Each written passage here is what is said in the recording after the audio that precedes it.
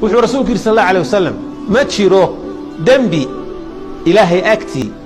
cuquubadiisu ka degdeg badan tahay adduunka qofku inay ku dhacdo iyadoo ay dheer tahay aakhiro wixii ilaahay u diyaariyey laba dembi baa ugu khatarsan waa caasi waalidnimada iyo gardarrada iyo xadgudubka uu nebigu yidhi calayhi salaatu wasalaam waa khatar cadiim in waalidka iyo xaqiisa layska ilaaliyo cabdullaahi bni cumar isagoo tawaafaya kacbada oo la cumraysanayo ayaa nin reer yamaneed ah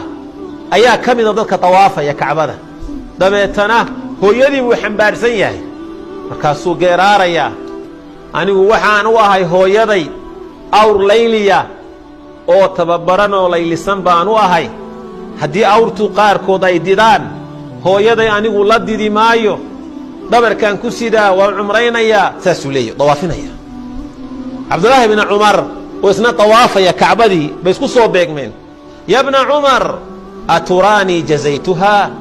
ina cumarow ma kula tahay inaan hooyaday u abaalguday haddaan iyadoo cumriga adhaxda ku sidoo maanta tawaafinayo saasuu eegay cabdullaahi bni cumar laa wallaahi may ilaahay baan ku dhaartay inaadan u abaalgudin hal nabara oo qabtay markay foolanaysa xitaa hal nabara oo qabtay foosha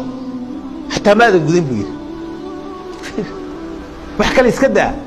waa nabar keliya qabtay xambaarkii iyo sidkii caloosha iyo umushii iyo waxaa daa warkeeda korintii iyo dhaqaalayntii hal nabar oo qabtay markay foolanaysay maadan gudin buu yidhi ma sahlana waalidku waa cadiim